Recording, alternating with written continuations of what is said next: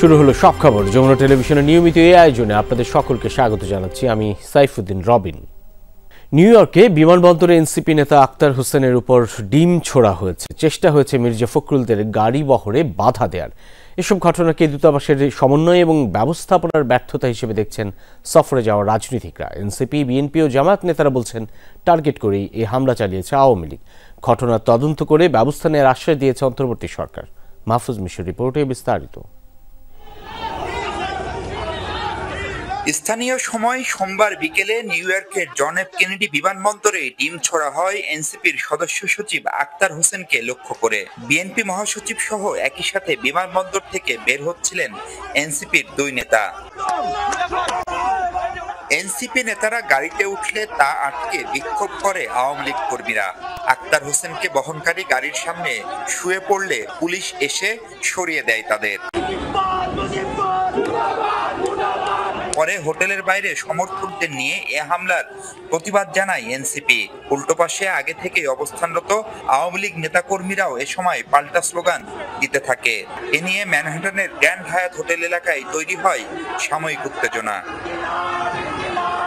বিক্ষোভের পর এনসিপি নেতারা বলেন, এ ধরনের হামলায় অবাক হননি তারা। আমরা সেই প্রজন্ম যারা হাসিনার গুলির সামনে দাঁড়াতে আমরা ভয় পাই নাই। অতএব কারো ভাঙ্গা ডিমে আমাদের কিছু যায় আসে না। তাদের নিজের চেহারা আরো স্পষ্ট করছেন দেশে এবং বিদেশের মাটিতে। এটা থেকে কোনো সাপোর্টের চেয়ে বরঞ্চ তাদের নিজেদের প্রতি ক্রিটিসিজমটাই বেশি আসে। হোটেলে জামায়াতের নায়েবে আমির সৈয়দ আব্দুল্লাহ মোহাম্মদ তাহেরের সাথে সাক্ষাৎ করতে আসেন দলের নেতাকর্মীরা। এ সময় দলগুলোর ঐক্যের উপর জোর দেন তিনি। বলেন, দূতাবাসের যোগাযোগ ও ব্যবস্থাপনার ভুলে এনসিপি নেতার উপর হামলার ঘটনা ঘটেছে। ওভারঅল পুরো ম্যানেজমেন্ট যেটা আমি দেখলাম, যে আজকে আমাদেরকে এক জায়গায় দিয়ে গাড়িতে উঠেছে আনার জন্য, আবার গাড়ি থেকে নামে নর্মাল প্রসেসে আসছে, এগুলো খুব বেশি কমিউনিকেশন গ্যাপ আছে বলে এটা আমার কাছে মনে হয়েছে। হাইকমিশনের ম্যানেজমেন্ট ব্যর্থতা, এটা তো কোনো সন্দেহ নেই। সফরে আসা বিএনপির ভারপ্রাপ্ত চেয়ারম্যানের পররাষ্ট্র বিষয়ক উপদেষ্টা হুমায়ুন কবিরের সাথে হোটেলে শুভেচ্ছা বিনিময় করতে আসেন যুক্তরাষ্ট্র বিএনপির নেতাকর্মীরা। সে সময় তিনিও আক্তারের উপর হামলা নিয়ে কথা বলেন। এটা অবশ্যই এটা কোনোভাবে গ্রহণযোগ্য না, ওই ধরনের আচরণ।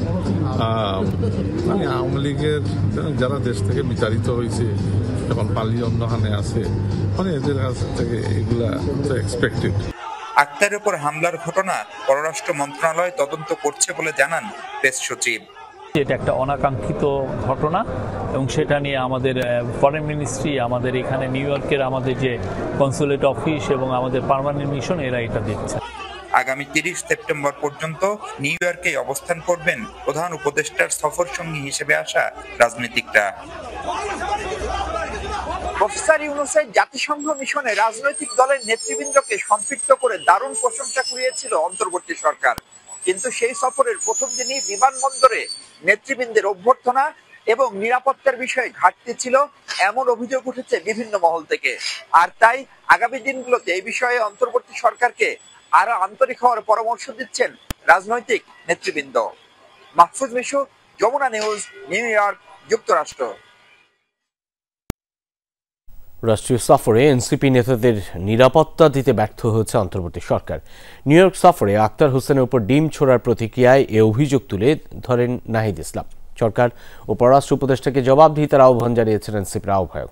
একই সাথে নিউ ইয়র্কে কনসাল জেনারেলের পদত্যাগের দাবিও করেন তিনি। দুপুরে জাতীয় নাগরিক পার্টির অস্থায়ী কার্যালয়ে জরুরি সংবাদ সম্মেলনে নাহিদ জানান, আওয়ামী পুনর্বাসনের রাজনীতি থেকে সরে এসে বাংলাদেশ পুনর্গঠনের রাজনীতি করতে হবে। এদিকে শাপলা প্রতীকে অনড় এনসিপি, এমনটাও জানান নাহিদ। আর নির্বাচনে এনসিপি ও গণ অধিকার পরিষদ একীভূত হবে কিনা সেই বিষয়েও চলছে আলোচনা। বলেন, জুলাই গণঅভ্যুত্থানের নেতৃত্বদানকারীদের লক্ষ্য করে হামলা চালাচ্ছে আওয়ামী লীগ। গোপালগঞ্জ আর মাহফুজ আলমের উপর হামলার চেষ্টা করা হয়েছে বলে উল্লেখ করেন তিনি। অভিযোগ করেন, সরকারের ভেতর থেকে মদদ দেয়ার তাদের সহযোগিতাতেই এসব হামলা চলছে বলে দাবি করেন তিনি। তাদের বের হওয়ার রাস্তাটা ভিন্ন করা হয়েছিল, যেটা আমাদের সমর্থকরা জানতো না। এটা যারা প্রোটোকলে জড়িত ছিল, যারা নিরাপত্তা জড়িত ছিল, তারাই করেছে। এই জন্য আমরা বলেছি যে এই ঘটনার তদন্ত করে যারা নিরাপত্তা দানে ব্যর্থ হয়েছে তাদেরকে শাস্তির আওতায় আনা এবং কনসুলেট জেনারেলকে অবিলম্বে পদত্যাগ করা। সরকারের ভিতর থেকেই এই মদতগুলো দেওয়া হচ্ছে। সরকারের এবং প্রশাসনের বিভিন্ন স্তরে যে ফ্যাসিবাদের দোসররা রয়েছে তাদের ইন্ধনে, তাদের সহযোগিতায় এই ঘটনাগুলো ঘটছে। নিউ ইয়র্কে এনসিপির সদস্য সচিব আক্তার হোসেন সহ রাজনীতিবিদদের উপর হামলার ঘটনায় শাহবাগ থেকে বিক্ষোভ মিছিল শুরু করেছে এনসিপি। সহকর্মী ফয়সাল মাহমুদ যোগ দিচ্ছেন সেই খবর জানাতে। ফয়সাল, এখন কোথায় আছে সেই মিছিল, কর্মসূচি সম্পর্কে একটু বিস্তারিত জানাবেন, নেতারা কি বলছেন? রবিন, কিছুক্ষণ আগেই এনসিপির যে বিক্ষোভ মিছিলটি ছিল সেটি শেষ হয়েছে, যেটি মূলত শাহবাগের যে চত্বরটি রয়েছে জাদুঘরের সামনে থেকে সেই বিক্ষোভ সংক্ষিপ্ত একটি বিক্ষোভ সমাবেশ হয় এবং সেই বিক্ষোভ সমাবেশ শেষেই শাহবাগ থেকে এনসিপির যে বাংলা মোটর অফিস রয়েছে সেই অফিসে গিয়ে শেষ হয়েছে। সেখানে এনসিপির যে সকল নেতৃবৃন্দরা রয়েছেন তারা এই ঘটনার নিন্দা জানিয়েছেন। তার পাশাপাশি তারা এই ঘটনায় যারা জড়িত, যারা এই দেশের জাতীয় নেতাদেরকে অপমান অপদস্থ করেছে, তাদেরকে যাতে দ্রুত সময়ের মধ্যে তাদের বিরুদ্ধে আইনি পদক্ষেপ নেওয়া হয় সে বিষয়ে তারা সরকারের প্রতি আহ্বান জানিয়েছেন। আজকে কিন্তু এই ঘটনার পাশাপাশি এনসিপির এই কর্মসূচির পাশাপাশি আমরা এই মুহূর্তে রয়েছি ঢাকা বিশ্ববিদ্যালয় টিএসসি প্রাঙ্গণে।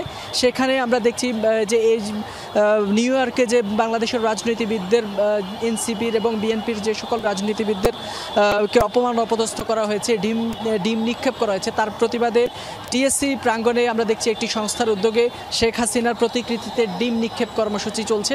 আমরা সেখানে দেখছি বিক্ষুব্ধ জনতা তারা শেখ হাসিনার প্রতিকৃতিতে ডিম নিক্ষেপ করে তারা সেই ঘটনার প্রতিবাদ জানাচ্ছেন এবং তারা নিন্দা জানাচ্ছেন এবং একই সাথে তারা বলছেন যে এই ঘটনার দৃষ্টান্ত যাতে তৈরি করায় সেই জন্য সরকারের প্রতি আহ্বান জানিয়েছেন যাতে ভবিষ্যতে এই ধরনের ঘটনা, ন্যাক্কারজনক ঘটনা না ঘটে সেই বিষয়টিও তারা এখান থেকে আওয়াজ তুলছেন।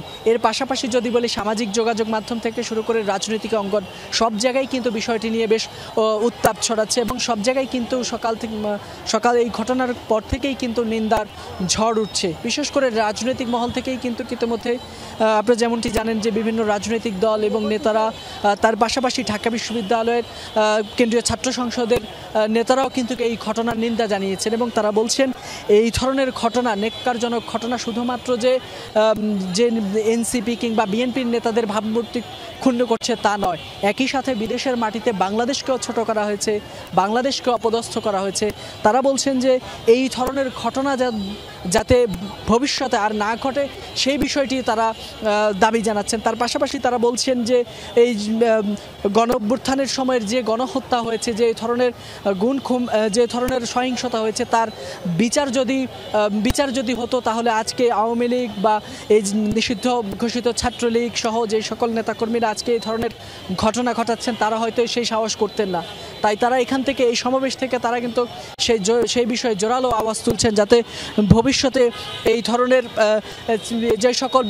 যে সকল নেতাকর্মীরা এই ধরনের সহিংসতায় জড়িত রয়েছেন তাদেরকে যাতে আইনের আওতা আনা হয় এবং তাদের বিচার নিশ্চিত করা হয়, তবেই হয়তো এই ধরনের নেক্কারজনক ঘটনাগুলো হয়তো কমে আসবে বলে তারা মনে করেন। অনেক ধন্যবাদ সহকর্মী ফয়সাল মাহমুদ।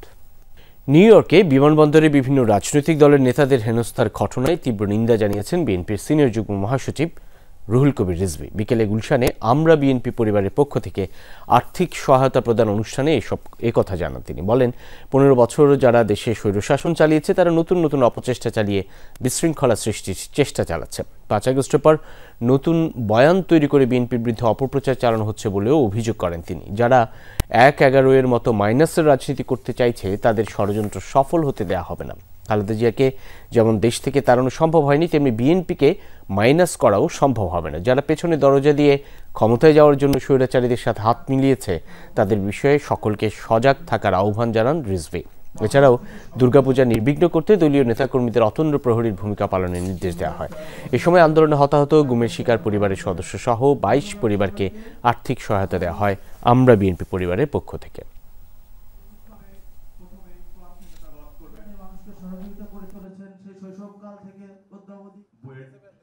আমরা বিএনপি পরিবারের পক্ষ থেকে।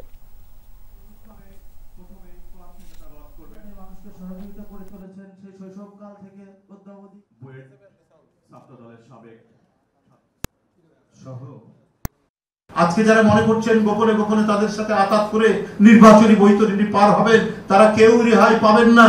তার পরিণাম আপনারা দেখেছেন নিউ ইয়র্কের আপনার জন এফ কেনেডি এয়ারপোর্টের থেকে বেরিয়ে আসার সময় সব নেতৃবৃন্দের সাথে তারা কি আচরণ করেছে, আমি তো তীব্র নিন্দা জানাই।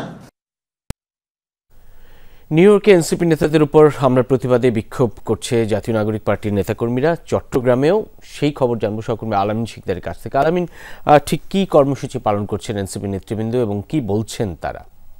ঠিক 5:30টার দিকে চট্টগ্রাম প্রেস ক্লাবের সামনে তাদের যে বিক্ষোভ, সেই বিক্ষোভটি শুরু করে এবং বিক্ষোভ মিছিল নিয়ে এই মুহূর্তে তারা চেরাগি পাহাড়ের যে মোড় রয়েছে সেই চেরাগি পাহাড়ের মোড়ে এসে জড়ো হয়েছেন এবং সেখানে তাদের যে দাবি দাওয়াগুলো রয়েছে সেই অনুযায়ী তারা মূলত বক্তব্য রাখছেন। মূলত জাতীয় নাগরিক পার্টির কেন্দ্রীয় সদস্য সচিব আক্তার হোসেনের উপরে আমরা যে মব সৃষ্টি হতে দেখেছি, তাদের অন্যান্য রাজনৈতিক নেতৃবৃন্দদের উপর যে হামলার ঘটনা ঘটেছে, সেই হামলার প্রতিবাদে ও পতিত স্বৈরাচারের বিচারের দাবিতে তাদের আজকের এই বিক্ষোভ মিছিল ও মানববন্ধন। এই মুহূর্তে আমরা দেখছি যে এনসিপি যে সংগঠনের নেতাকর্মীরা রয়েছেন চট্টগ্রামের, সেই চট্টগ্রামের নেতাকর্মীরা এই জায়গায় অবস্থান করছেন এবং তারা নানা ধরনের স্লোগান দিচ্ছেন এবং তাদের যে দাবি দেওয়া, সেই দাবি দেওয়াগুলো সম্পর্কে তারা এখান থেকে জানাচ্ছেন। আমরা একটু জানতে চাই যে আজকে আপনারা এখানে অবস্থান নিয়ে কি দাবি জানাচ্ছেন? আমরা এর আগেও দেখেছি জুলাইয়ের অন্যতম চরিত্র মাহফুজ আলমের উপর হামলা হয়েছিল বিদেশের মাটিতে, এবং গতকালকে দেখলাম আমাদের আক্তার ভাইয়ের উপর হামলা হয়েছে। এই যে বারবার বিদেশের মাটিতে আওয়ামী লীগের সন্ত্রাসীরা, পলাতক গণহত্যার খুনিরা যে এই দৃষ্টান্ত দেখাচ্ছে, এই দৃশ্যটা দেখাচ্ছে বিদেশের মাটিতে বসে, তাদের বিরুদ্ধে দৃষ্টান্তমূলক কোন ধরনের ব্যবস্থা আমরা সরকারের পক্ষ থেকে দেখতেছি না। যে সরকার এই জুলাইয়ের গণঅভ্যুত্থানের শহীদ রক্তের উপর দাঁড়িয়ে আছে, আহত অঙ্গহানির উপর দাঁড়িয়ে আছে, তারা জুলাইয়ের নায়কদের কোন ধরনের নিরাপত্তা দিতে তারা সম্পূর্ণভাবে ব্যর্থ হয়েছে। আমরা এই জায়গা থেকে প্রতিবাদ আসলাম। আপনারা আসলে এখন কি স্লোগান দিচ্ছেন আমরা দেখতে পাচ্ছি, প্রতিবাদটা আসলে কি জানাচ্ছেন, কি চাচ্ছেন আপনারা সরকারের কাছে? আমরা আমাদের বক্তব্য স্পষ্ট করেছি এর আগেও। আমাদের যারা গণ অভ্যুত্থানের যারা সম্মুখ সারির নেতা ছিলেন, তারা বিভিন্ন সময় বিভিন্নভাবে হামলা এবং হামলার শিকার হচ্ছেন। আমরা ইন্টারিমের কাছে স্পষ্ট জানাতে চাই, ইন্টারিম 2000 শহীদের রক্তের উপর দাঁড়িয়ে সে ক্ষমতায় বসেছে। তার প্রথম কাজ হচ্ছে গণ অভ্যুত্থানের যারা সম্মুখ সারির যোদ্ধা, তাদের জীবনের নিরাপত্তা নিশ্চিত করা। আমরা সেই নিরাপত্তা নিশ্চিত করার জন্য রাজপথে নেমেছি। আমরা তাদের সাথে কথা বললাম এবং সরাসরি আমরা আপনাদেরকে জানানোর চেষ্টা করলাম রবিন, যে এখান থেকে এই যে বিক্ষোভ থেকে তারা আসলে কি দাবিগুলো এখান থেকে তুলছেন। অনেক অনেক ধন্যবাদ সহকর্মী আলামিন শিকদার।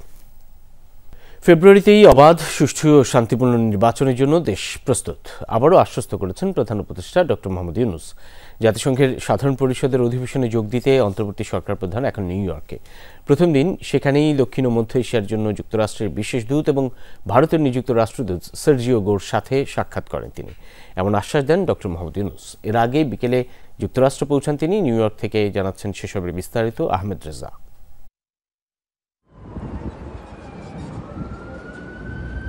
জাতিসংঘের সাধারণ পরিষদের ৮০তম অধিবেশনে যোগ দিতে ২২ সেপ্টেম্বর যুক্তরাষ্ট্রের স্থানীয় সময় ৩:৩০টায় নিউ ইয়র্ক পৌঁছান প্রধান উপদেষ্টা ডক্টর মোহাম্মদ ইউনূস। তাকে স্বাগত জানান বাংলাদেশের রাষ্ট্রদূত তারেক মোহাম্মদ আরিফুল ইসলাম ও জাতিসংঘে বাংলাদেশের স্থায়ী প্রতিনিধি সালাউদ্দিন নোমান। সরকারের ৬ উপদেষ্টা সহ ১০ দিনের সফরে নিউ ইয়র্কে এসে প্রথম দিনেই ৩টি কর্মসূচি সম্পন্ন করেন প্রধান উপদেষ্টা। এ সময় নিউ ইয়র্কে দক্ষিণ ও মধ্য এশিয়ার জন্য যুক্তরাষ্ট্রের বিশেষ দূত এবং ভারতের নিযুক্ত রাষ্ট্রদূত সার্জিও গোর সাক্ষাৎ করেন প্রধান উপদেষ্টার সাথে। সে সময় আবারও ফেব্রুয়ারিতেই অবাধ, সুষ্ঠু ও শান্তিপূর্ণ নির্বাচনের জন্য দেশ প্রস্তুত বলে আশ্বস্ত করেন অধ্যাপক ইউনূস। দেশ মোটামুটি প্রস্তুত এবং আমরা একটা free, fair and peaceful election একটা হবে সেই বিষয়ে বলেছেন এবং ইউএস অফিসিয়ালদের তরফ থেকে বলা হয়েছে যে তারা সব ধরনের সাপোর্ট বাংলাদেশকে দেবে। ২৩ সেপ্টেম্বর থেকে সাধারণ পরিষদের অধিবেশনে বাংলাদেশের নেতৃত্ব দেবেন ডক্টর ইউনূস। সেদিন মার্কিন প্রেসিডেন্ট ডোনাল্ড ট্রাম্পের দেয়া নৈশভোজেও অংশ নেবেন তিনি। জাতিসংঘের যে সাধারণ অধিবেশন সেখানে আনুষ্ঠানিকভাবে সংযুক্ত হবেন। কালকে থেকে জাতিসংঘের এই সাধারণ অধিবেশন সংক্রান্ত বাংলাদেশের দিককার যে সমস্ত কার্যক্রম সেগুলি শুরু হবে। নিউ ইয়র্ক সময় ২৬ সেপ্টেম্বর দুপুর ১:৩০টায় জাতিসংঘ সাধারণ পরিষদে বাংলায় বক্তৃতা করবেন অন্তর্বর্তী সরকার প্রধান। জাতিসংঘের ৮০তম সাধারণ অধিবেশনে যোগ দিতে যুক্তরাষ্ট্রের নিউ ইয়র্কে ইতিমধ্যে এসে পৌঁছেছেন প্রধান উপদেষ্টা ডক্টর মোহাম্মদ ইউনূস। ২৩ সেপ্টেম্বর থেকে জেনারেল ডিবেটে বাংলাদেশ বিষয়ক নানা কার্যক্রম উপস্থাপন করবেন, যেখানে বাংলাদেশের কৌশলগত সক্ষমতা বৃদ্ধি প্রধান লক্ষ্য বলে মনে করা হচ্ছে। Ahmed Reza, Jamuna news, New York, যুক্তরাষ্ট্র। বাংলাদেশ সহ অনেক দেশ গুরুতর চ্যালেঞ্জের মধ্যেও এলডিসি থেকে উত্তরণের প্রস্তুতি নিচ্ছে। বাংলাদেশ ১৩ লাখেরও বেশি রোহিঙ্গা শরণার্থীকে আশ্রয় দেয়া, জলবায়ুর ধাক্কা মোকাবেলা সহ বৈশ্বিক অর্থনৈতিক অস্থিরতার চ্যালেঞ্জগুলো তুলে ধরছে। জাতিসংঘ সদর দপ্তরে সোমবার অনুষ্ঠিত social business, youth and technology বিষয়ক উচ্চ পর্যায়ের সাইড ইভেন্টে মূল বক্তব্য রাখেন প্রধান উপদেষ্টা ডক্টর মোহাম্মদ ইউনূস। বলেন, এই প্রেক্ষাপটে জাতিসংঘের বাজেট কমানো বা উন্নয়ন সহায়তা হ্রাস করা হবে উল্টো ফলদায়ক, বরং আন্তর্জাতিক সহায়তা বৃদ্ধি, কারিগরি সহায়তা নিশ্চিতকরণ এবং দুর্বল দেশগুলোর জন্য ন্যায়সঙ্গত উত্তরণের পথ তৈরি করা জরুরি। বলেন, একটি উন্নত বিশ্বের পথ অতীতের ব্যর্থতায় মাপা যাবে না, এটি গড়ে উঠবে আজকের সাহস, পদক্ষেপ এবং পরিবর্তনের প্রতি অবিচল প্রতিশ্রুতিতে। এছাড়া সোশ্যাল বিজনেস, নতুন বহুপাক্ষিক কূটনীতি, গভীর আন্তর্জাতিক সহযোগিতা এবং টেকসই উন্নয়নে সম্মিলিত প্রতিশ্রুতির প্রয়োজনীয়তার কথাও বলেন প্রধান উপদেষ্টা। একটা বিরতি নিচ্ছি সব খবরে, ফিরছি একটু পর, সঙ্গেই থাকুন। শাপলা প্রতীক পাচ্ছে না এনসিপি। নির্বাচন কমিশনের ১১৫টি প্রতীকের তালিকায় শাপলা নেই জানিয়েছেন ইসি সচিব আক্তার আহমেদ। তালিকার মধ্য থেকে এনসিপিকে বিকল্প প্রস্তাব পাঠানোর আহ্বান জানান তিনি। ২৮ সেপ্টেম্বর থেকে শুরু হচ্ছে অংশীজনদের সাথে নির্বাচন কমিশনের সংলাপ। নির্বাচনী প্রতীক হিসেবে শাপলা পেতে অনড় জাতীয় নাগরিক পার্টি এনসিপি। দল নিবন্ধনের আবেদনের দুবারই শাপলা প্রতীক বরাদ্দ চেয়েছে দলটি। সোমবার সিইসির সাথে বৈঠকের পর আবারও প্রতীকের ব্যাপারে এনসিপি জানায় সুদৃঢ় অবস্থান। শাপলা, সাদা শাপলা অথবা লাল শাপলা, এই তিনটির মাধ্যমে হতে হবে। ভেটিংয়ের জন্য পাঠানো আচরণবিধি এবং প্রতীক তালিকা অনুমোদন দিয়েছে আইন মন্ত্রণালয়। তালিকার ১১৫টি প্রতীকের মধ্যে নেই শাপলা, বাদ যায়নি নৌকা প্রতীক। এনসিপি শাপলা প্রতীক পাচ্ছে না, কারণ হচ্ছে যে আমাদের ১১৫টার যে শিডিউলটা করা হয়েছে সেখানে শাপলা প্রতীক নেই। নিয়মটা হচ্ছে যে সংরক্ষিত প্রতীক যেটা আছে সে প্রতীকের ভিতর থেকে একটা নিতে হবে। সে প্রতীকে যদি শাপলা প্রতীক না থাকে তাহলে দেওয়ার সুযোগটা কোথায়? বিকল্প একটা প্রস্তাব আমাদের কাছে পাঠাতে হবে এবং ওনারা এটাকে জানেন যে এটা নাই। তো এখন নিষ্পত্তিতে হবে দুজনের সম্মতিতে। তো আমরা আশা করছি যে একটা সম্মতিতে ওনাদেরই বলতে হবে। ত্রয়োদশ নির্বাচনকে সামনে রেখে নির্বাচন কমিশনের কাজের অগ্রগতি তুলে ধরেন তিনি। জানান, ২৮ সেপ্টেম্বর থেকে শুরু হবে অংশীজনদের সাথে ইসির সংলাপ। সিভিল সোসাইটি, শিক্ষাবিদ, নারী নেতৃবৃন্দ, প্রিন্ট অ্যান্ড ইলেকট্রনিক মিডিয়ার সাংবাদিক বৃন্দ, রাজনৈতিক দল, নির্বাচন বিশেষজ্ঞ, জুলাই যোদ্ধা, এনাদের সাথে আমরা পর্যায়ক্রমিকভাবে আমাদের আলোচনাগুলো শুরু করব। প্রবাসী ভোটার এবং তাদের ভোটাধিকারের বিষয়ে প্রতিনিয়ত জানানো হবে, এমনটাও জানান সিনিয়র সচিব। বলেন, সুষ্ঠু ও অংশগ্রহণমূলক নির্বাচন আয়োজনে বদ্ধপরিকর ইসি। ইনশাআল্লাহ আমরা একটা ভালো নির্বাচনে পৌঁছানো পর্যন্ত আপনাদের সাথে আমাদের নিয়মিত যোগাযোগ থাকবে। লাভলি বিথি, যমুনা নিউজ, ঢাকা। নির্বাচনী সংখ্যানুপাতিক পদ্ধতি বা পিআর বিরোধী শক্ত অবস্থানে বিএনপি। দিনের নানা কর্মসূচিতে পিআর পদ্ধতি সমালোচনা করে বিএনপি নেতারা বলেন, নির্বাচন বানচালের জন্য নানা ষড়যন্ত্র করছে ৭১-এর পরাজিত শক্তি। অন্যদিকে নির্বাচনে দলীয় মনোনয়ন পেতে নেতাদের জনবান্ধব কর্মসূচি বাড়ানোর আহ্বান জানানো হয়। রাজধানী ও দিনাজপুরে আলাদা অনুষ্ঠানে এসব কথা বলেন বিএনপি নেতারা। আসন্ন জাতীয় সংসদ নির্বাচনে সংখ্যানুপাতিক বা পিআর পদ্ধতি নিয়ে পাল্টাপাল্টি অবস্থানে রাজনৈতিক দলগুলো। বিএনপির স্থায়ী কমিটির সদস্য ডাক্তার এজেডএম জাহিদ হোসেন বলেন, দেশের মানুষ সরাসরি ভোটে অভ্যস্ত। দুর্গাপূজা উপলক্ষে দিনাজপুরের হিলিতে শুভেচ্ছা বিনিময় অনুষ্ঠানে এসব কথা বলেন তিনি। যারা পিআরের কথা বলছেন তাদের ব্যাপারে আমাদের বক্তব্য, ঠিক আছে, আপনার নির্বাচনী ম্যানিফেস্টোতে এটা দিন, জনগণ যদি আপনারটা বেছে নেয়, ঠিক আছে, আগামী নির্বাচন আপনার ওইটার মধ্যেই হবে। কোনো অধ্যাদেশ করে, কোনো প্রেসিডেন্সিয়াল প্রোক্লামেশন করে দয়া করে চাপিয়ে দিলে পরবর্তী এইটা কোনো অবস্থাতেই জনগণ ভালোভাবে নিবে না। দলের নয়াপল্টন কার্যালয়ে সংবাদ সম্মেলনে নির্বাচনে প্রার্থিতার বিষয়ে কথা বলেন দলের সিনিয়র যুগ্ম মহাসচিব রুহুল কবির রিজভী। বলেন, বিএনপির পক্ষ থেকে এখনও কোনো প্রার্থীকে সবুজ সংকেত দেয়া হয়নি। জানান, দলের গঠনতন্ত্র অনুযায়ী মনোনয়ন দেয়া হবে। বিএনপির মনোনয়নের কথিত তালিকা নাম ধাম প্রকাশ করে দলের নেতাকর্মীদের মধ্যে বিভ্রান্তি, অসন্তোষ এবং বিশৃঙ্খলা উস্কে দেওয়ার ষড়যন্ত্র করছে। অনুমিত হচ্ছে বিএনপিতে বিভেদ বিসম্বাদ সৃজনের অশুভ অভিপ্রায় নিয়ে কতিপয় মিডিয়া যথেচ্ছভাবে মিথ্যা অপপ্রচার প্রোপাগান্ডায় লিপ্ত হয়েছে। তিনি বলেন, জনবান্ধব কার্যক্রমে যারা এগিয়ে থাকবেন তারাই মনোনয়নের জন্য বিবেচিত হবেন। আপনারা সবাই ঐক্যবদ্ধ থেকে কাজ করবেন। দল যাকে মনোনয়ন দিবে তার জন্য সকলে আপনারা কাজ করবেন। মঙ্গলবার ঢাকার রিপোর্টার্স ইউনিটি মিলনায়তনে বর্তমান প্রেক্ষাপটে বাংলাদেশের গণতন্ত্র ও সংবিধান শীর্ষক আলোচনা অনুষ্ঠানে প্রধান অতিথি ছিলেন বিএনপির স্থায়ী কমিটির আরেক সদস্য সেলিমা রহমান। ৭১-এর পরাজিতরা নির্বাচন বানচালের অপচেষ্টা করছে বলে অভিযোগ করেন তিনি। ১/১১ সংকটময় মুহূর্তে যিনি এই বিএনপি। তানজিম শাফিন, যমুনা নিউজ, ঢাকা। রাকসুর পর এবার পেছালো চট্টগ্রাম বিশ্ববিদ্যালয় কেন্দ্রীয় ছাত্র সংসদ চাকসু নির্বাচন।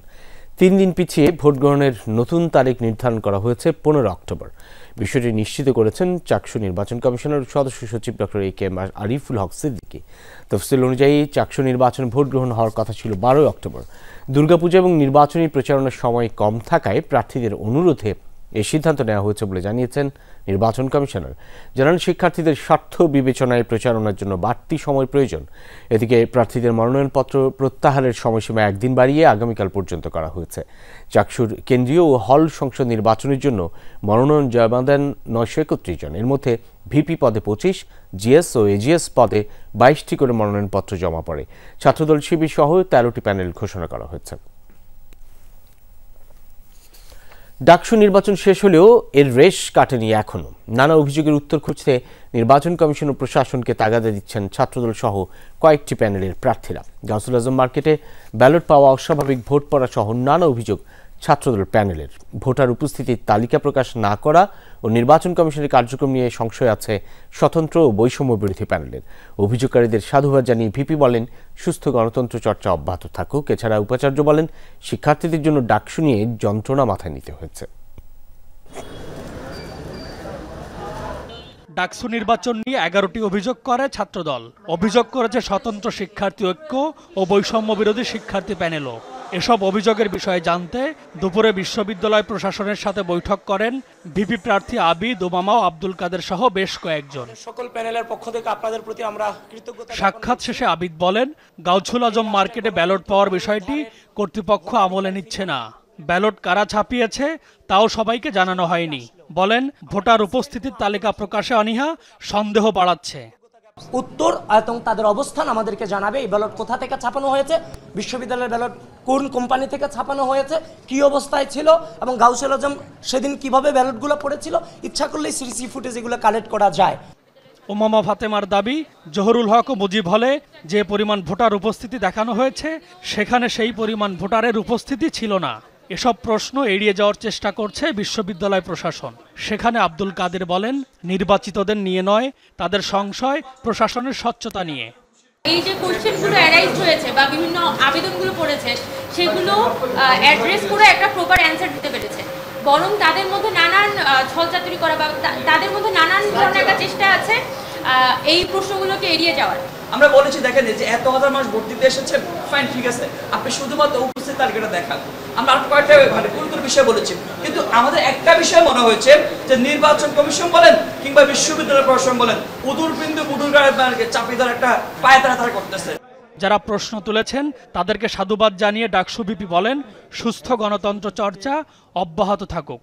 এছাড়া উপাচার্য বলেন, শিক্ষার্থীদের জন্য ডাকসু নিয়ে যন্ত্রণা মাথায় নিতে হয়েছে। সবাই ভোট গণনার সময় একসাথে ছিল, তো এই সব বিষয়গুলো আমাদের কাছে পরিষ্কার এবং সবগুলোর সিসিটিভি ফুটেজ আছে এবং যেই দাবিগুলো উত্থাপন করেছে আমরা এগুলোকে সাধুবাদ জানাই। এটা বিশ্ববিদ্যালয় নির্বাচন কমিশনের দায়িত্ব তাদেরকে সহযোগিতা করা এবং সব কিছুর আনসার দেওয়া, এবং আমরা চাই এই গণতান্ত্রিক চর্চা অব্যাহত থাকুক। এই পুরো প্রক্রিয়াটিতে যে পরিমাণ যুদ্ধ এবং যন্ত্রণা সহ্য করলাম, এটি করেছি তোমাদের প্রতি মমতার অংশ হিসেবে, ভালোবেসে নিয়েছি। So make use of it. গত ৯ সেপ্টেম্বর অনুষ্ঠিত হয় ডাকসু নির্বাচন। ২৮ পদের ২৫টিতেই জয়লাভ করে ছাত্র শিবির সমর্থিত panel. M A Aziz, Jamuna news, Dhaka. শিক্ষক লাঞ্ছনাকারীদের শাস্তি এবং প্রাতিষ্ঠানিক সুবিধা পুনর্বহালের দাবিতে রাজশাহী বিশ্ববিদ্যালয়ে তৃতীয় দিনের মতো কমপ্লিট শাটডাউন কর্মসূচি পালন করছেন কর্মকর্তা, কর্মচারী ও শিক্ষকদের একাংশ। এতে সব বিভাগের ক্লাস, পরীক্ষা আর প্রশাসনিক কার্যক্রম বন্ধ ছিল। সকালে প্রশাসনিক ভবনের পাশে লিচুতলায় অবস্থান নেন আন্দোলনরত শিক্ষক, কর্মকর্তা, কর্মচারীরা। শিক্ষক লাঞ্ছিত ঘটনায় জড়িত শিক্ষার্থীদের ছাত্রত্ব বাতিল এবং ফৌজদারি আইনে বিচারের দাবি জানান তারা। তবে চলমান শাটডাউন কর্মসূচি থেকে সোমবার সরে দাঁড়ানোর ঘোষণা দেন জামায়াতপন্থী শিক্ষকরা। এদিকে উদ্ভূত পরিস্থিতিতে দুপুরে কর্মকর্তা কর্মচারীদের সাথে বৈঠক করেছে বিশ্ববিদ্যালয় প্রশাসন। বৈঠকে আন্দোলনকারীরা শিক্ষকদের উপর হামলায় জড়িতদের শাস্তি না হওয়া পর্যন্ত কর্মসূচি চালিয়ে যাওয়ার ঘোষণা দেন। এ সময় প্রশাসনের পক্ষ থেকে দ্রুত ব্যবস্থা নেওয়ার আশ্বাস দেওয়া হয়। সন্ধ্যায় নিজেদের মধ্যে আলোচনা করে পরবর্তী পদক্ষেপ জানানোর কথা আন্দোলনরতদের। 20 তারিখে অনাকাঙ্ক্ষিত ঘটনা, সন্ত্রাসী কর্মকাণ্ডের পরিপ্রেক্ষিতে এইসব কর্মকাণ্ডে যারা জড়িত তাদের বিচারের আওতায় আনার জন্যই আমাদের এই কর্মসূচি। আরেকটা বিরতি, সব খবরে ফিরছি একটু পর, সঙ্গেই থাকুন।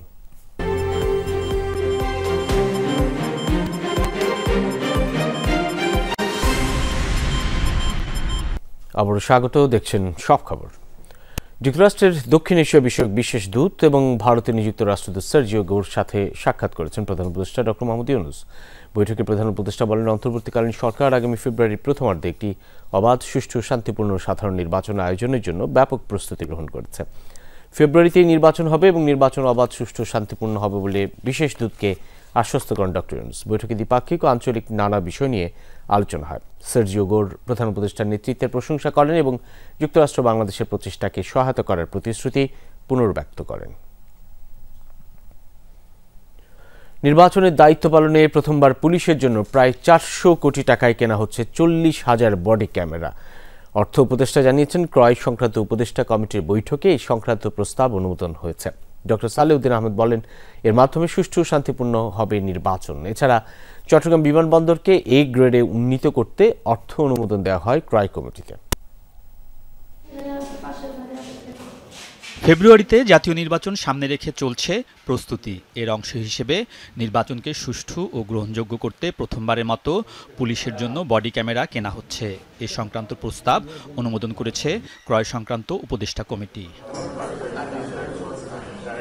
নির্বাচনী দায়িত্ব পালনে পুলিশের জন্য 40,000 বডি ক্যামেরা কেনা হবে। খরচ হবে প্রায় 400 কোটি টাকা। স্বচ্ছতা নিশ্চিতের জন্য সরকারি অর্থায়নে ইউএনডিপির মাধ্যমে কেনা হবে বিশেষ এই বডি ক্যামেরা। অর্থ উপদেষ্টা মনে করেন, এতে নিশ্চিত হবে ক্যামেরার মান। বডি ক্যামেরা দেওয়া হবে, এটা পুলিশদের জন্য লাগবে 40,000-এর অধিক, যা করে এস্টিমেট করছে ওটা আমরা অ্যাপ্রুভ করেছি এবং ওইটা ইমিডিয়েটলি আনতে হবে। এটা আমরা প্রকিউর করব ইউএনডিপির মাধ্যমে। হয় কি টেন্ডার করে আনলে কোয়ালিটির ব্যাপার থাকে, তারপর আবার প্রাইসের ইস্যু আছে। ইউএনডিপি রেসপন্সিবল, ইউএনডিপি ওরা এনশিওর করবে গুড কোয়ালিটি ক্যামেরা এবং প্রাইস রেখে, তখন তো আর কন্ট্রোভার্সি থাকবে না। অর্থ উপদেষ্টার কাছে প্রশ্ন ছিল বাংলাদেশ ব্যাংকের সাম্প্রতিক ডলার কেনা নিয়েও। জানান, আপৎকালীন সময়ের জন্য বৈদেশিক মুদ্রার যে রিজার্ভ তা যথেষ্ট নয়। এখন যে যত বিলিয়ন আছে এটা একেবারে বাংলাদেশ সাফিসিয়েন্ট না। ধরেন একটা ক্রপ ফেল করলো, বড়টা যদি ফেল করে, আমনটা যদি ফেল, তা ইমিডিয়েট যদি আনতে হয় আমাদের, তখন কী করব? আমাদের আপৎকালীন জিনিস ফরেন এক্সচেঞ্জ খালি এক ইম্পোর্টের জন্য ব্যবহার করে, আপনাদের ভুল ধারণা। ক্রয় কমিটির বৈঠকে চট্টগ্রামের শাহ আমানত বিমানবন্দরের রানওয়ের মান উন্নয়ন করে এ গ্রেডে উন্নতি করা এবং ঢাকার হযরত শাহজালাল আন্তর্জাতিক বিমানবন্দরের কন্ট্রোল টাওয়ারের আধুনিকায়নের ক্রয় প্রস্তাবও অনুমোদন করা হয়েছে। আলমগীর স্বপন, যমুনা নিউজ, ঢাকা। বিভিন্ন নেতাদের সাথে কথা বলেই ছাত্র জনতার উপর গুলি চালিয়ে জুলাই আন্দোলন দমনের পরিকল্পনা করেছিলেন ক্ষমতাচ্যুত সাবেক প্রধানমন্ত্রী শেখ হাসিনা। 5 আগস্টের পর জব্দকৃত বিভিন্ন অডিও রেকর্ডই বড় প্রমাণ, জানিয়েছেন প্রসিকিউটর মিজানুর ইসলাম।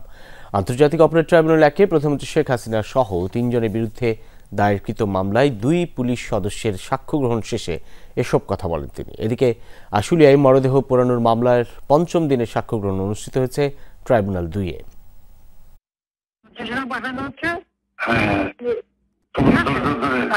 হেলিকপ্টার দিয়ে সোজা বন্ধন করা হবে।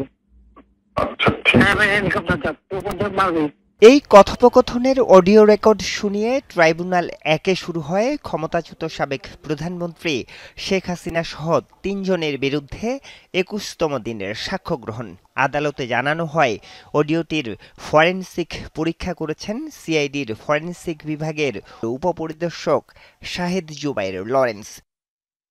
সাক্ষ্যে এই প্রমাণটি ছাড়াও ঢাকা বিশ্ববিদ্যালয়ের সাবেক ভিসি ও ঢাকা দক্ষিণ সিটির মেয়র ফজলে নূর তাপসের সাথে শেখ হাসিনার কথোপকথনের ফরেনসিক সত্যতাও নিশ্চিত হওয়া গেছে বলে সবাইকে অবগত করেন শাহেদ জুবাইর। সাক্ষ্য শেষে জেরায় এসব অডিও রেকর্ড এআই জেনারেটেড কিনা তা নিয়ে প্রশ্ন তুলেন রাষ্ট্রনিযুক্ত শেখ হাসিনার পক্ষের আইনজীবী। এআই জেনারেটেড নয়, এটা আমার সাক্ষী বলেছেন। কেন বলেছেন? এটা যে সফটওয়্যারের মাধ্যমে এলআর স্কোর উনি ব্যাখ্যা, লাইকলিহুড এলআর স্কোরের মাধ্যমে এটা পরীক্ষিত হয়। শেখ হাসিনা এবং হাসানুল হক ইনুর বক্তব্য কোনো ক্ষেত্রে 400, কোনো ক্ষেত্রে 1000, কোনো ক্ষেত্রে 1900 পর্যন্ত পার করেছে। কাজেই এই ক্ষেত্রে তাদের এটা কণ্ঠস্বর, এটা অনুমান বা নির্ধারণ বা সিদ্ধান্ত নিতে কোনো কষ্ট হওয়ার কোনো কারণ নেই। পরে এ মামলায় সাক্ষ্য দেন ডিএমপির ওয়্যারলেস অপারেটর কামরুল হাসান। এ সময়ে আন্দোলন চলাকালীন ডিএমপি কমিশনারের 17 জুলাইয়ের ওয়্যারলেস বার্তা শোনানো হয় ট্রাইব্যুনালকে।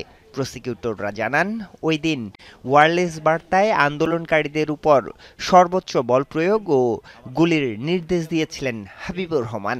17 জুলাই এ ধরনের কোনো পরিস্থিতির সৃষ্টি হয়নি যাতে গুলি করার প্রয়োজন ছিল। কাজেই এই নির্দেশটা পরিকল্পিতভাবেই দেওয়া হয়েছে। আমাদের এই সংক্রান্তে আরও বক্তব্য আছে, ক্রমশ এটা আয়র সাক্ষী যখন হবে, আমরা যখন আর্গুমেন্ট করব তখন এগুলো উপস্থাপিত হবে। এর আগে ট্রাইব্যুনাল 1-এ রাজধানীর উত্তরায় সংঘটিত মানবতা বিরোধী অপরাধের মামলায় ঢাকা উত্তরের সাবেক মেয়র আতিকুল ইসলাম সহ 21 আসামির বিরুদ্ধে 22 অক্টোবর তদন্ত প্রতিবেদন দাখিলের নির্দেশ দেন ট্রাইব্যুনাল। এছাড়া ট্রাইব্যুনাল 2-এ আশুলিয়ায় 6 মরদেহ পোড়ানোর মামলায় 5ম দিনের সাক্ষ্য নেওয়া হয়েছে। আরিফুর রহমান সবুজ, যমুনা নিউজ, ঢাকা। পরিবহন শ্রমিকদের দাবি মেনে নেয় 36 ঘন্টা পর রাজশাহী, চাঁপাইনবাবগঞ্জ ও নাটোর থেকে দূরপাল্লার বাস চলাচল শুরু হয়েছে।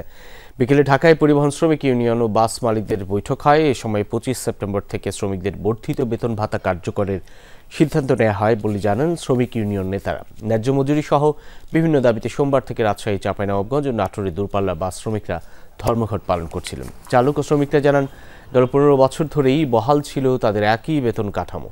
ধর্মঘটের কারণে ভোগান্তি পোহাতে হয় যাত্রীদের।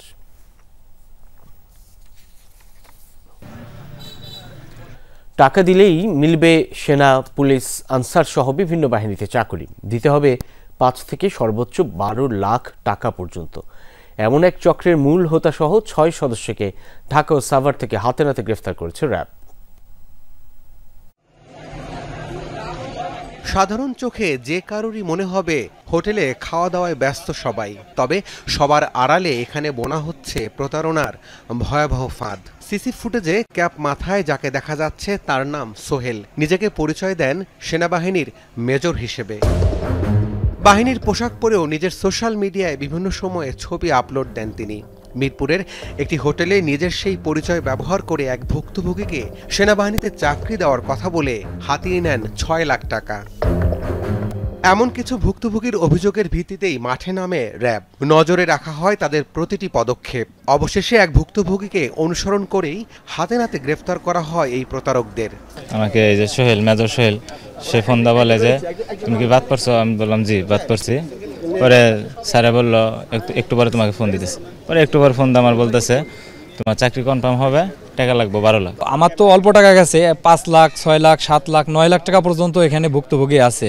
মিরপুরে র্যাব 4 সংবাদ সম্মেলনে জানায়, লোকাল এজেন্ট নিয়োগ করে টার্গেট ঠিক করে চক্রটি। সেখান থেকেই সংগ্রহ করা হয় ভুক্তভোগীদের ফোন নম্বর। এদের কিছু লোকাল এজেন্ট আছে বাংলাদেশের বিভিন্ন জায়গায়, আমরা দুইজনকে ধরেছি। এদের মাধ্যমে এরা এই মোবাইল নম্বরগুলো সংগ্রহ করে এবং আমরা যখন এই প্রতারক চক্রকে গ্রেপ্তার করি রাজুর অভিযোগের ভিত্তিতে, ঠিক তখন কিন্তু তাদের কাছে আমরা আরেকজন ভুক্তভোগীকে পাই, যাকে আজকে চট্টগ্রামের বাইজিতে নিয়ে যাওয়ার কথা ছিল। ওখানে একটি বাহিনী নিয়োগ প্রক্রিয়া চলছে এবং এই ভিকটিমটাকে তারা নিয়ে আসে চুয়াডাঙ্গা থেকে। 2016 সাল থেকে এই চক্রটি চাকরির ভুয়া নিয়োগপত্র দিয়ে চাকরি প্রত্যাশীদের সাথে প্রতারণা করে আসছিল। তাদের বিরুদ্ধে বিভিন্ন থানায় প্রতারণার মামলাও আছে। রাব্বি সিদ্দিকী, যমুনা নিউজ, ঢাকা। আরেকটা বিরতি নিচ্ছি সব খবরে, সঙ্গেই থাকুন। আবারও স্বাগত, দেখছেন সব খবর। মাইলস্টোন স্কুল অ্যান্ড কলেজে বিমান বিধ্বস্তের ঘটনা সঠিক তদন্ত ও দায়ীদের দ্রুত বিচারের দাবি জানিয়েছেন হতাহতদের স্বজনরা। পাশাপাশি নিহতদের জন্য 5 কোটি এবং আহতদের জন্য 2 কোটি টাকা করে ক্ষতিপূরণের দাবিও জানান তারা। সকালে জাতীয় প্রেস ক্লাবের সংবাদ সম্মেলনে স্বজনদের পক্ষ থেকে জানানো হয়, আহতদের অনেককে দীর্ঘ চিকিৎসায় থাকতে হবে, যা ব্যয়বহুল। তাই সিএমএইচ বা সরকারি হাসপাতালে আজীবন ওষুধ সহ বিনামূল্যে চিকিৎসা সেবা বা হেলথ কার্ড নিশ্চিতের দাবি জানান। পাশাপাশি আহতদের সরকারি চাকুরি সহ পুনর্বাসনের দাবিও তোলেন স্বজনরা। প্রতি বছর 21 জুলাই শিক্ষা প্রতিষ্ঠানে শোক দিবস হিসেবে পালনের প্রস্তাব দেওয়া হয়। নিহতদের কবর সংরক্ষণ, সনদ ও গ্যাজেট সহ শহীদি মর্যাদা এবং নিহতদের স্মরণে উত্তরায় মসজিদ নির্মাণের দাবি জানান স্বজনরা।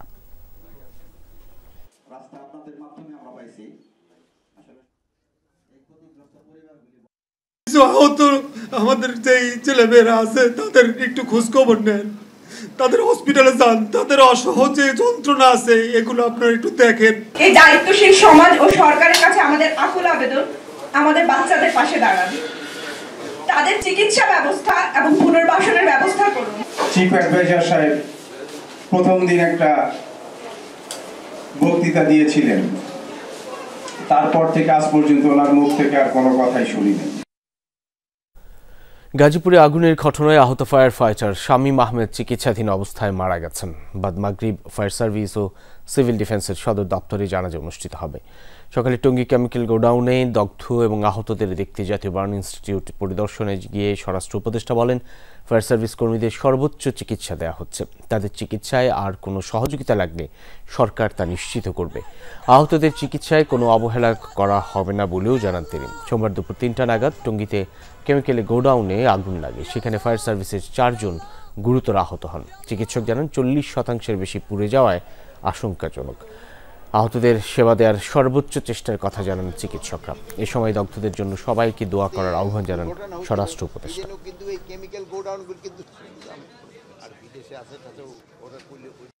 কাজ করার সময় ওটা এক্সপ্লোশনটা হয়ে গেছে।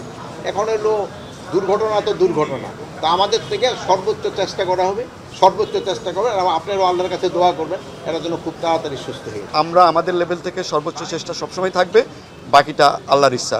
40% অ্যান্ড অ্যাবাভ বার্ন আপনারা জানেন অলওয়েজ 40%, আমরা বলি যে 20%-এর উপরে বার্ন গেলে সেটা সিস্টেমিক ইফেক্ট হয়। এক একজনের জন্য এক এক রকমের ইফেক্ট হয়। চাকুরিতে পুনর্বহালের দাবিতে দ্বিতীয় দিনের মতো বিমানের প্রধান কার্যালয়ে বলাকা ভবনের সামনে অবস্থান কর্মসূচি পালন করেছেন বিগত সরকারের আমলে চাকুরিচ্যুতরা। 1 বছর আগে চাকুরিতে পুনর্বহাল আবেদন নিষ্পত্তি সংক্রান্ত বিমানের জারি করা প্রজ্ঞাপন এতদিনেও পুরোপুরি বাস্তবায়ন না হওয়ায় ক্ষোভ প্রকাশ করেন তারা। জানান, প্রজ্ঞাপন অনুযায়ী আবেদন করা হলেও চাকুরিতে পুনর্বহালে বৈষম্য করছে বিমান। দ্রুততম সময়ে সব আবেদন পর্যালোচনা করতে ব্যবস্থাপনা পরিচালকের হস্তক্ষেপ চান তারা। বিক্ষুব্ধদের দাবি, বিমানের traffic helper, cargo helper, security পদে কর্মরত ছিলেন তারা। আওয়ামী লীগ আমলে অনেক তুচ্ছ ঘটনায় হারান চাকুরি। আওয়ামী লীগ সরকারের আমলে সিবিএন নেতাদের দ্বারা বিভিন্ন হয়রানি হয়েছি এবং এপিবিএনের লোক দিয়ে আমাদের বিভিন্নভাবে হয়রানি করে তারপরে আমাদের চাকরিচ্যুত করা হয়েছে। পার্সোনাল যে অ্যাডমিন আছে সেখান থেকে ইনভেস্টিগেশন হয়ে আমাদের ফাইলগুলো বলাকায় আসছে। আমাদের কার্যক্রম প্রায় শেষের দিকে, এখন শুধু আমাদেরকে জয়েনিং দিতে তারা বিলম্ব করতেছে। আমরা চাই, আমাদের চাকরি দেওয়ার আশ্বাস দিয়েছে, এজন্য আমরা কর্মসূচি পালন করতেছি। আমাদের চাকরিটা আমরা চাই, আমাদের অধিকার চাই। আমাদের বয়সও নাই এখন সরকারি কোনো চাকরি বা কোনো পর্যায়ে চাকরি করার, তো মানবিক বিবেচনা করে আমাদের পুনরায় চাকরিতে পুনর্বহাল করা হোক। স্ত্রীকে উত্ত্যক্তে বাধা দেওয়ার ঘটনায় ঢাকার ধামরাই উপজেলায় 2 বছর আগে খুন হন রিকশা চালক সাইদুর রহমান। ক্লুলেস সেই হত্যাকাণ্ডের রহস্য উদ্ঘাটন ও জড়িতদের গ্রেফতার করেছে police bureau of investigation PBI. হত্যা মামলার মূল আসামি আলমগীর ও সদর আলীকে গ্রেফতারের পর পিবিআই ঢাকা জেলা কার্যালয়ে ব্রিফ করেন পুলিশ সুপার কুদরতি খুদা। জানান, ছিনতাই আর খুনের ঘটনা। আসামিদের জবানবন্দি থেকে জানা যায় একই বাসায় পাশাপাশি রুমে থাকতেন ভুক্তভোগী সাইদুর রহমান ও 3 আসামি। এদের মধ্যে গ্রেফতার 2 আসামি সাইদুরের স্ত্রীর সাথে পরকীয়া সম্পর্ক করতে চাইলে তিনি বিভিন্ন উপায়ে বাধা দেন। এতে ক্ষিপ্ত হয়ে আরেক সহযোগী জুয়েলকে সাথে নিয়ে পরিকল্পনা মাফিক হত্যা করা হয় সাইদুরকে। হত্যার পর সাইদুরের অটোরিকশাটি বিক্রি করে টাকা ভাগাভাগি করে নেয় আসামিরা। দীর্ঘ 15 দিনে আমরা 7 বার অভিযান পরিচালনা করেছি আলমগীরকে গ্রেপ্তার করবার জন্য। আমরা 6বার পর্যন্ত ব্যর্থ হয়েছি। ওনার কোনো ছবিও আমাদের কাছে ছিল না, তো সেই জন্য আমরা ওনার যে আরেকজন অ্যাসোসিয়েট সদর আলী, যাকে আমরা রিমান্ডে আনলাম, ওনাকে আমরা সঙ্গে নিয়ে এসকর্ট করিয়ে ওনাকে নিয়ে আমরা গ্রেপ্তারের অভিযান পরিচালনা করি। পিরোজপুরে যুবক হত্যা মামলার রায়ে 3 আসামিকে যাবজ্জীবন কারাদণ্ড দিয়েছেন আদালত। দুপুরে সিনিয়র জেলা ও দায়রা জজ মোহাম্মদ মুজিবুর রহমান এই আদেশ দেন। এছাড়াও 3 জনকে 10,000 টাকা করে জরিমানা ও অনাদায়ে আরও 6 মাসের কারাদণ্ডাদেশ দেওয়া হয়। দণ্ডপ্রাপ্তরা হলেন মঠবাড়িয়া উপজেলার সোহাগ হাওলাদার, সোহাগ মৃধা এবং শাহিন মল্লিক। আদেশ শুনানির সময় আদালতে সোহাগ হাওলাদার উপস্থিত এবং বাকি 2 জন পলাতক ছিল। মামলায় বলা হয় 2018 সালের 14 এপ্রিল বাড়ি থেকে বের হয়ে নিখোঁজ হন আরিফুল ইসলাম। পরে 17 এপ্রিল মঠবাড়িয়া থানায় একটি সাধারণ ডায়েরি করেন আরিফের স্বজনরা। 18 এপ্রিল একটি খাল থেকে আরিফের মরদেহ উদ্ধার করে পুলিশ। সেই সাথে নিহতের গায়ে ধারালো অস্ত্রের আঘাতের চিহ্ন শনাক্ত করা হয়। এই ঘটনায় থানায় অজ্ঞাত আসামি উল্লেখ করে একটি মামলা করে নিহতের পরিবার। প্রাথমিকভাবে 12 জনকে জড়িত সন্দেহে আসামি করলেও পরে 3 জনের বিরুদ্ধে অভিযোগ দাখিল করা হয়। মুনিরিয়া যুব তাবলিগ কমিটির উদ্যোগে চট্টগ্রামে অনুষ্ঠিত হচ্ছে তরিকত কনফারেন্স। জমিয়তুল ফালাহ জাতীয় মসজিদে অনুষ্ঠিত এই কনফারেন্সে বক্তারা বলেন, বিশ্বজুড়ে শান্তি প্রতিষ্ঠায় মহানবীর আদর্শ অনুসরণের বিকল্প নেই। হানাহানি বিদ্বেষ বন্ধ করে ঐক্য সম্প্রীতির উপর গুরুত্ব আরোপ করেন তারা। কনফারেন্সে city mayor doctor Shahadat Hossain, অধ্যাপক আবুল মনসুর সহ আরও অনেকে বক্তব্য রাখেন।